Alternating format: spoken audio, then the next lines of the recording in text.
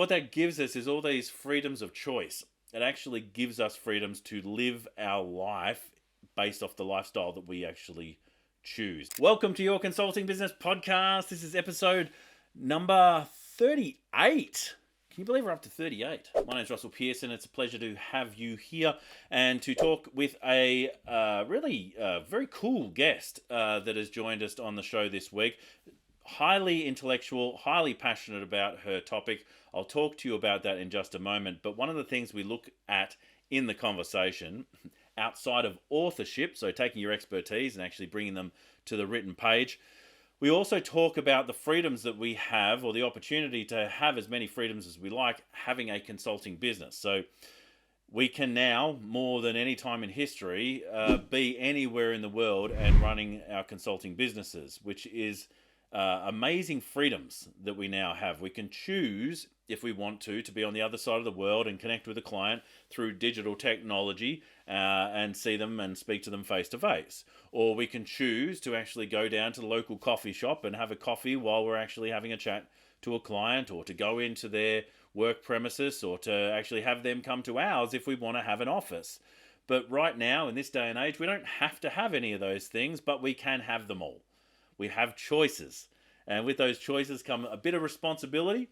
You know, there are some things that we need to own, which is running the business itself. We've got to wear a few hats. You know, if you came from the corporate space where there was a team looking after different elements of the business, now it's you. Maybe you've got a small team, but it means that you're the finance director at the same time as actually being the sales manager and the marketing manager. You're also the production manager. You're trying to develop your expertise as the L&D manager. And you might even be a HR manager if you've actually got a team working for you. So there are all sorts of things that we need to do as consultants other than just do the work itself.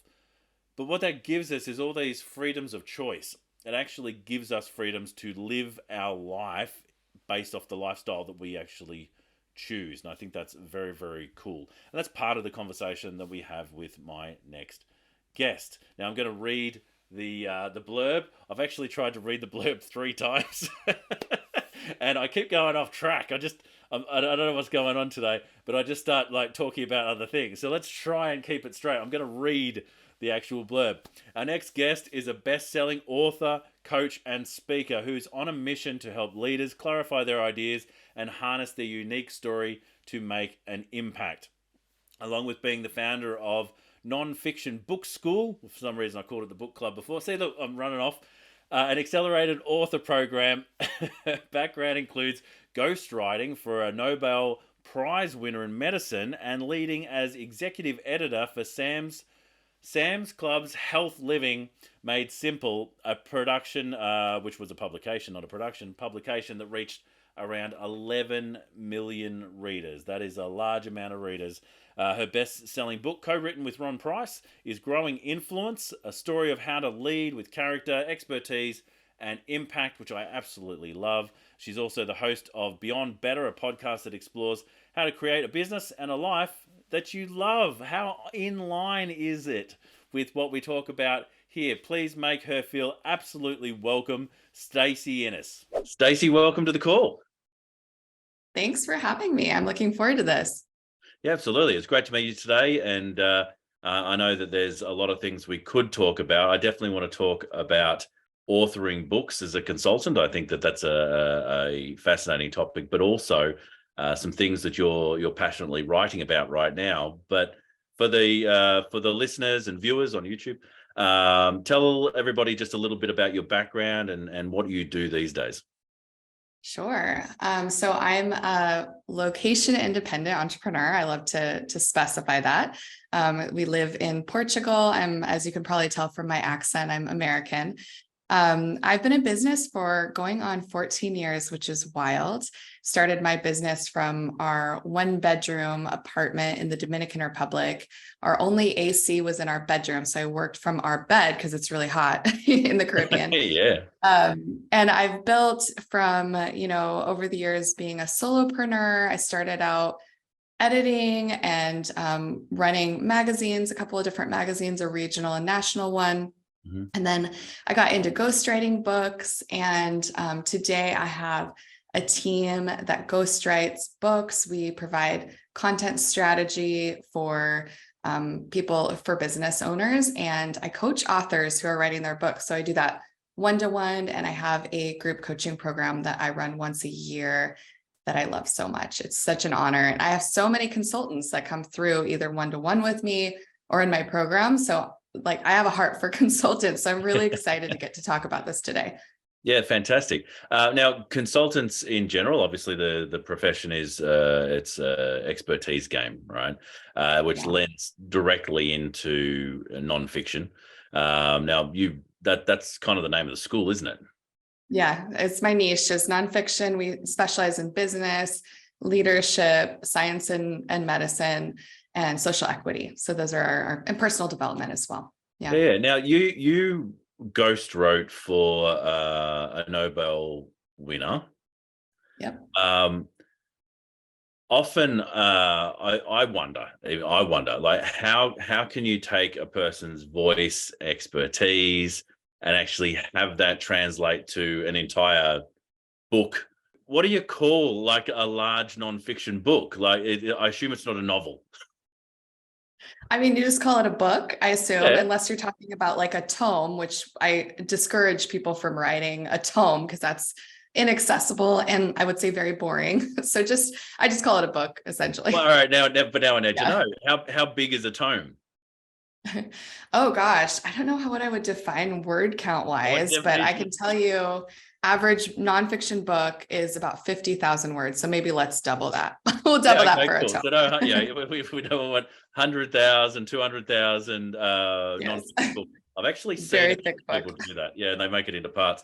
But uh, how do you get into the voice, and how do you understand the full expertise? I mean, I imagine the Nobel winner was a smart individual. How do you get into that space with them? Yeah, so it's interesting because there's the two routes that we work within. So one is ghostwriting and then one is coaching. Mm-hmm. And I would say it's kind of a similar journey with the two, except for in one we're partnering with you and doing it with you. And the other one, it's more coaching you into your own voice. In the ghostwriting scenario, it really does require a certain level of there's a certain type of writer that's able to do this. This is I would say an egoless writer. So it's not somebody that brings their own voice to the page, but Gotcha. they're really studying and learning and embodying that author's voice. You do that through interviews and also through any existing content they have. So listening to talks they've done. When we ghostwrite a book, there's a bunch of steps that lead up to this, calls and whatnot, but we do a week interview that's recorded. Yeah. And so it's such a cool experience because I would say all of our clients have never sat for a full week and just talked about something.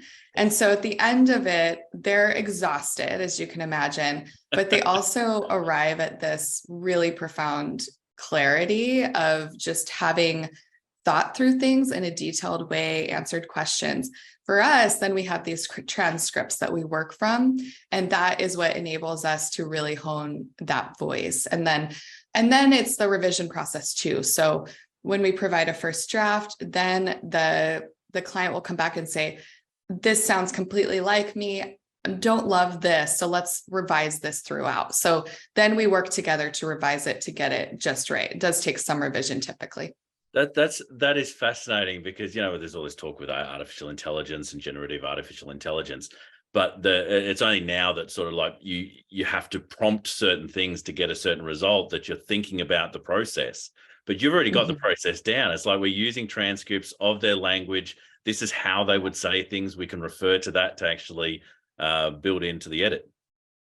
Yes, absolutely. And then it's about not only we'll often use chunks of the actual transcripts, but then we bring in the editorial finesse and we're able to identify patterns and pull threads through and bring in that editorial expertise to create a book.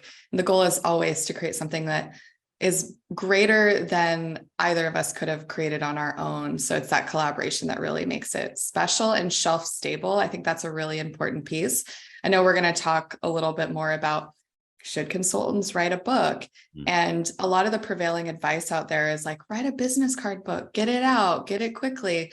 But what we focus on both in our ghostwriting and in the one-to-one coaching I do is creating a shelf stable, sustainable business tool for you. So it's something that it's not a flash in the pan. It's not garbage. Like, it's actually a really well-crafted book that elevates not only your platform, but also your own thinking. So it's that journey that you go through in crafting it, that you arrive changed on the other side. I think that happens with our ghostwriting clients too, even though we're bringing in the fingers to actually type it. They're bringing their brains, and then we help them refine and think through things. So there's a lot that happens on, both sides of it. Yeah, that's fantastic. So I'm really interested in shelf stability now. Like, this is a term I haven't heard before. Is this something you coined, or is this industry term? Yes, no, this is mine. It's the way that I think about it, because it's like, how do I combat the messaging that's out there that's like, write a book in 30 days and launch it in 30 more. Oh, yeah, I can't stand that. I cannot stand that, because number one, I'm like a book purist. It's been my whole life since I was 7. Books are my first love. And I think that if we care about the work that we do and what we're putting into the world, we should strive to write the best book we can. And if we do that, if we make our strongest effort, we create not only this thing that can last, it's shelf stable, but it's also, I think about it as like soil from which to grow other things in our business, coaching programs or consulting programs, I should say, other revenue streams. So it's like the journey to create it, but then also the product that you create is fertile soil for the future, versus like, oh, now I have this like junky book that I wrote really fast. Yeah. And that actually make you look bad, and it can hurt your business. Yeah, and it can also hurt your own confidence, because sometimes you go back, oh my God, this is out there. How do I get rid of it?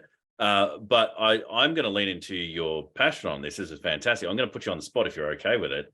Go for it. Number one, put your clients' books to the side. What is your favorite book of all time? Oh gosh. Well, I mean, I have this on my shelf back here.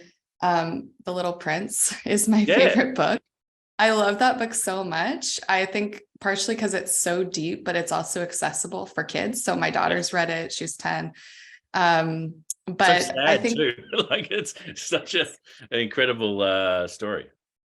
I know it is so sad, but it's just such a beautiful story. And I feel like it holds so much life meaning within it. Like, every different scene in the book, there's some lesson that you can unpack and that you can apply to your life. I love that answer. Yeah. Okay. Fantastic. So that's one. The second one is, I don't know whether you got 1, 2, 3. I don't know if you've got a definition for it, but what makes a book shelf stable? Yeah. So I think there are maybe 3 elements to it. Yes. One is it has to be well structured. It needs to take the reader on a journey, emotional journey, even if it's a very prescriptive how-to book. Even if you're writing a book on gardening, it should still have a narrative arc. So there is a structure and sequencing to the book that needs to be well crafted. So that's one piece to it. The other element I would say is storytelling. So we've all heard the statistics that people remember stories. They don't really remember data necessarily. They couldn't go and repeat data. But I think one of the most underutilized techniques in nonfiction is storytelling. So when I coach authors or we're crafting books for our clients, we integrate that storytelling as a core element, not as a fluff piece, because there's a risk of that, right? Like, we don't want to just add fluff in for the sake of just telling a story. It has to be a purposeful story, and it has to be part of that journey that the reader goes on. And then I would say the last piece is that like special sauce to the book, that unique angle that you bring. And this is where I think a lot of authors become really self-conscious, because here's a data point. Maybe you'll remember this one, anybody who's listening. There are 1 million new books that are published every year. And that's I've checked that stat at least 10 times because I'm like, no, that can't be right. There's a But lot it's of them. accurate. It's a lot. And that's a very intimidating number. I think when you hear that, you're like, oh, well, what's the point? Like, why would I even write a book? But I think it's really important to remember that the book that you write is not for everyone. You're not competing with all of those nearly a million books. You are seeking to serve a specific niche and from your specific point of view. And you need to reach somebody who's just a few steps behind you, or who is that ideal client that needs the knowledge that you have to offer. And so a book needs to offer something different and unique. And oftentimes that comes from within you, and it comes from your unique reader, your one reader. We always work to define one reader from their view. And then it's figuring out what is that core message of the book that sets it apart for your reader. So that's another piece to it. That takes a little bit more time to uncover typically, but it's a really important element of a shelf-stable book. I love this. This is very, very cool. And your passion for the topic comes through, which is I'm not having to search for anything. By the way, just for everyone listening and watching this, I dropped that question just then. This is not one that we had staged at all. One thing we did talk about though before we did get on the call was what you're currently writing. Yeah. So tell us a little bit about that concept. Oh, I'm very excited about this book I'm working on. So, but normally in the past, I've mostly written other people's books. So I have one book. My first book came out in 2013. My second co-authored book came out in 2018. And then in between those, I've written tons of books. So this is book number 18 that I'm working on. Yeah. This is on building location independence for your family. And what I'm helping people do through this book is reinvent their family's life abroad, or create location freedom so that you can spend extended periods of time exploring the world. And I'm drawing on our experience living in 4 countries outside of the US, and then stories from all the different, I know so many people who've done this. So it's really cool that I get to bring in their stories too. Well, that's awesome. So it's not only you bringing the opportunities to people, but you're living it and sort of sharing it with them at the same time. Yeah, I think why I'm drawn to this book, to write this book, is that I needed this when I was embarking on this journey myself. Yeah. When my husband and I first moved abroad, we were in our, early 20s.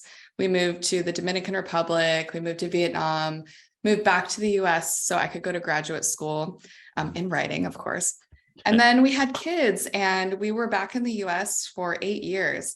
And it felt really hard to bridge the gap between, we have this life that we've built here in the US, but we have these dreams. How do we do that? And we didn't have a real role model or examples or information. And even today, we moved 5 years ago, first to Thailand, and now we're here in Portugal. But even today, most of what you find online is either blogs, which are helpful, but it's not very actionable for most people, or you find 20 somethings who are staying in hostels and living on like $15 a day, completely impractical. I have kids, I have a real life to think about. Maybe I have a business. So how do you pick up that business and plant it? How do you pick up your family and plant it? So it's cool to get to reflect on this and then offer it to people. And what I think is really relevant too for the consulting community is that now we're in this day and age where we can work globally. We can work wherever we want to from anywhere in the world, just depending on when we want to actually get up during the night, because that's one of the things we're talking about. But it's as a consultant, you have ultimate freedom to be able to work from wherever you want. And so I think just as a side topic to this conversation, it's a really good point. Yeah, I think we have more freedom available to us than we realize in most scenarios. Yeah. And especially as business owners, I know if you've built a very locally focused business, like let's say you're meeting with people in their office, you're meeting them for coffee for your first discussion, it can feel really hard to then transition into a global mindset of like, oh, I'm gonna go abroad now and work from abroad, or I'm gonna take my work with me for a couple of months a year. But what I found is that once we'd made the decision, I started communicating really early and shaping the narrative for my clients.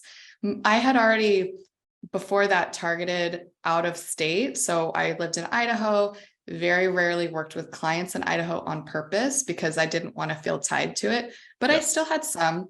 And so it was about communicating with them and creating content that shaped the narrative about our move rather than, the concern could be when we moved to Thailand, like, oh, is she just going to go sit Mai Tais on the beach and, kick back and not actually be doing work. So I needed to craft that narrative both for myself and for other people. Yeah, that's cool. And I think just quietly, governments around the world have shaped the narrative over the last few years to enable us to, like, force us in some scenarios to actually open our eyes to the fact that there is technology enabling us to have conversations. That means that I know here, I probably got a little addicted to it, to be honest. I really enjoy my cave. I'm a real introvert. And so like I could drive half an hour to go and have a one-to-one conversation, or I could actually just jump in here, have a quick conversation, and then go sit down again. and so there's enormous freedoms in that. Now, with the work that you're doing, the nonfiction school that you've got, how can people get engaged in that? And I guess also, what are some reasons outside of the things you've already talked about for them to do that? To write a book or to Yeah. Why write a nonfiction book? It sounds like it's not for the business card. Yeah, I mean, there is that element to it, right? Like your book should support your business growth, assuming it has a connection to your business. Yeah. I mean, also the effort that you put into it and time, money, all those things, you need to understand the ROI, especially for consultants. But I think there's a more compelling reason to write a book. The book as an end product is awesome. It's a great door opener. If it's well crafted, it can be a business sustainability tool. It can grow new revenue, help you grow new revenue streams. There's so much there. I actually think one of the greatest benefits for consultants is the journey. So going through and writing a book is an introspective and clarifying journey. Most people will never in their life spend as much time thinking and clarifying as you will if you write a book. It's an investment in your intellect, in your ideas, in your process. And it's an effort that is hard. I mean, just being real with you, it's a heavy lift to write a book. It's not a small commitment. And so the authors I work with, when they come out on the other side, I have a 6-month process that I guide people through from idea to draft. And when they get to that other side of that, they have so much clarity and they really are transformed in big and small ways. So to me, that journey is one of the coolest pieces of it. We don't talk about that very much. And it's also completely ignored when people come out and say, oh, you can just write a book in 30 days. Like it discounts and discredits that actually a large part of the benefit is the journey. Yeah. Enjoy the process. Yes. Fantastic. And so where can people engage with you to maybe start that journey? Oh, yes. Thank you for teeing that back up for me. So my website is stacyennis.com. On there, you can fill out a contact form, get in touch with me. This September, I'm running a 6-month, very small group coaching cohort with options to either work with a coach on my team or work with me. I'm taking a really limited number of one-to-one clients in that cohort. And we'll be walking through that 6-month process that I've used for years, both myself and with clients. The way that I teach book writing is very system-based, but it's not about putting in an idea and out comes the same book.